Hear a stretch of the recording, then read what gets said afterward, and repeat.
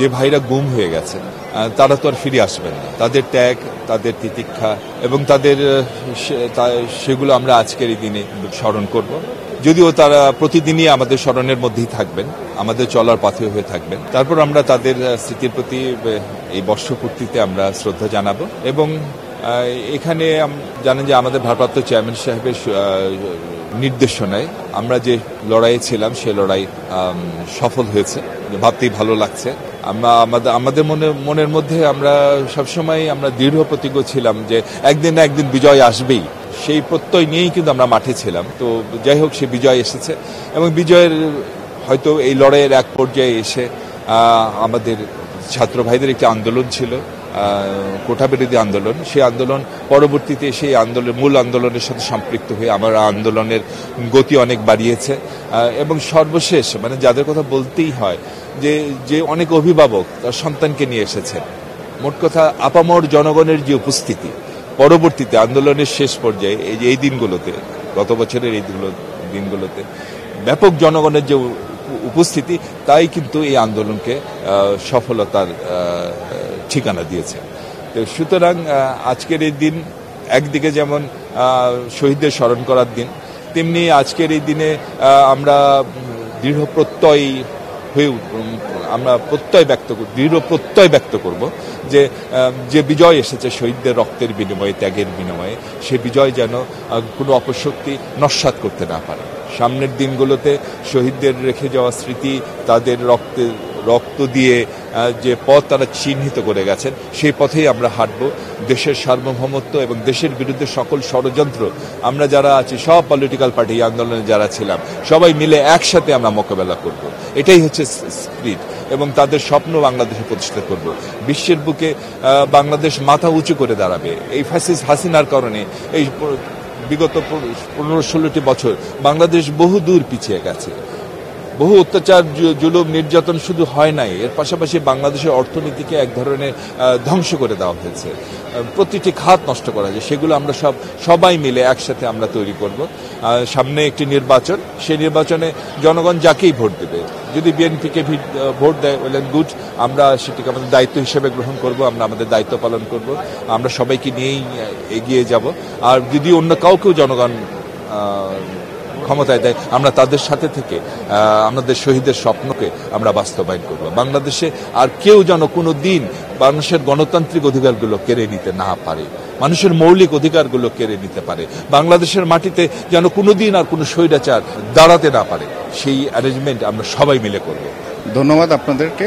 আপনারা জানেন বাংলাদেশ জাতীয়তাবাদী দল জুলাই আগস্টের গণ অভ্যুত্থান এবং শোক এবং বর্ষপূর্তি উপলক্ষে আজকে আপনারা জানেন যে শহীদদের স্মরণে এবং যারা পঙ্গুত্ব বরণ করেছেন, যারা ভূমিকা রেখেছেন, তাদেরকে স্মরণ করে আজকে আমাদের বাংলাদেশ জাতীয়তাবাদী দল একটি কর্মসূচি হাতে নিয়েছে, যেখানে প্রধান অতিথি হিসেবে উপস্থিত থাকবেন দেশনেত্রী বেগম খালেদা জিয়া এবং আমাদের বিএনপির ভারপ্রাপ্ত চেয়ারম্যান জনাব তারেক রহমান বক্তব্য রাখবেন।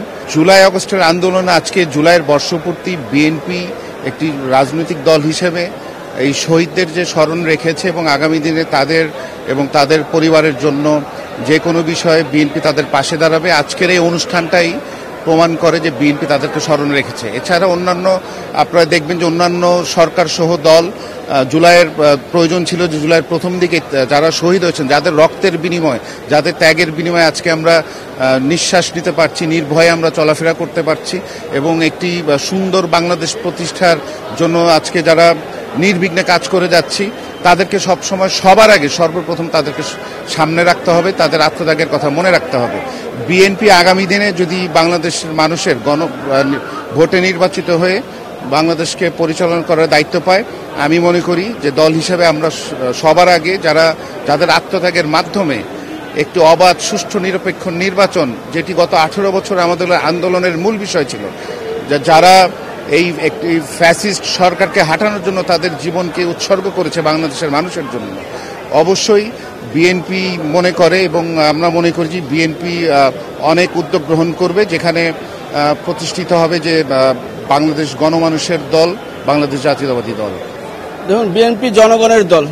আমার নেত্রী, দেশনেত্রী বেগম খালেদা সবসময় জনগণের ছিলেন। উনি সবসময় জনগণের পাশে থেকে, আপনারা দেখছেন দীর্ঘদিন জেল জুলুম খেলে দেশ ছেড়ে উনি চিরদিন নাই, ঠিক তারই পারিপার্শ্বিকতায় আমাদের ভারপ্রাপ্ত চেয়ারম্যান জনাব তারেক রহমান 17 বছর ভোটের অধিকার ফিরিয়ে আনার জন্য, গণতান্ত্রিক অধিকার ফিরিয়ে আনার জন্য তিনি নিরলসভাবে পরিশ্রম করে গেছেন। তারই ফলপ্রসূ হিসাবে ছাত্র জনতার গণ অভ্যুত্থান, সেই অভ্যুত্থানে আপনারা দেখেছেন অনেক ভাইদের আমরা হারিয়েছি, অনেক বোনকে হারিয়েছি, অনেক ভাই পঙ্গুত্ব বরণ করছেন, অনেক বোন অন্ধত্ব বরণ করছেন। তাদের স্মরণে আজকে জুলাই আগস্টের প্রথম বর্ষ উপলক্ষে তাদেরকে স্মরণ রাখার জন্য আমার নেতা জনাব তারেক রহমানের নির্দেশনায় আজকে গণতান্ত্রিক অগ্রযাত্রাকে আরও এগিয়ে নেওয়ার জন্য আজকে এই স্মরণ সভা, এবং তাদেরকে স্মরণ করেই যেন আমরা ভুলে না যাই তাদের যে কাঙ্ক্ষিত বাংলাদেশ, মানবিক বাংলাদেশ গঠন করা, যেটা আমার নেতা 31 দফার মধ্যে বলেছেন, সেই 31 দফা যদি আমরা বাস্তবায়ন করতে পারি তাহলে আমাদের জুলাই আগস্টে যারা নিহত আহত হয়েছেন তাদের সে মনের প্রাপ্তিটা, মনের যে প্রাপ্তি, সেই প্রাপ্তিটা তারা ফিরে পাবে ইনশাআল্লাহ। 31 দফা বাস্তবায়নের মাধ্যমে আমাদের সেই সকল সহযোদ্ধাদের যারা আজকে আল্লাহর মেহমান হিসেবে চলে গিয়েছেন তাদের আত্মা শান্তি পাবে, তার জন্য আমরা কাজ করছি। এবং আমার নেতা জনাব তারেক রহমান সবসময় শহীদ পরিবারের বিগত দিনে ঈদ বলেন, যে কোনো ব্যাপারে এগিয়ে আসেন। শুধু শহীদ পরিবার না, উনি মানবিক কাজে সবসময় এগিয়ে আসেন, আপনারা দেখেছেন। সেজন্য আমরা একটি মানবিক বাংলাদেশ চাই। সেই মানবিক বাংলাদেশের প্রথম পদক্ষেপ আজকে জুলাই আগস্টের স্মরণ সভায়। হ্যাঁ, জুলাই আগস্টে যে সকল ছাত্র জনতা এবং বিএনপি তার অঙ্গ সংগঠনের যে সকল নেতাকর্মী শহীদ হয়েছে তাদের স্মৃতি স্মরণ করার জন্যই আজকের এই বিশাল আয়োজন। বিএনপি বাংলাদেশি জাতীয়তাবাদকে ধারণ করে ফ্যাসিস্ট হাসিনা বিরোধী আন্দোলনে যারা শহীদ হয়েছে এবং যারা ক্ষতিগ্রস্ত হয়েছে তাদের সবাইকে নিয়ে সুখী সমৃদ্ধ বাংলাদেশ গড়ার জন্য নিরলস কাজ করে যাচ্ছে।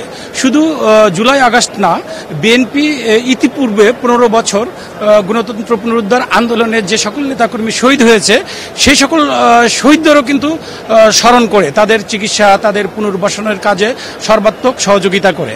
আমি মনে করি জুলাই আগস্টের মধ্যে দিয়ে যে স্পিরিট, যে চেতনা আমাদের মধ্যে জাগ্রত হয়েছে, আমাদের সাংগঠনিক অভিভাবক জনাব তারেক রহমান সেই চেতনাকে ধারণ করে সবাইকে নিয়ে সুখী সমৃদ্ধ বাংলাদেশ গড়ার জন্য কাজ করে যাবেন, এটাই প্রত্যাশা।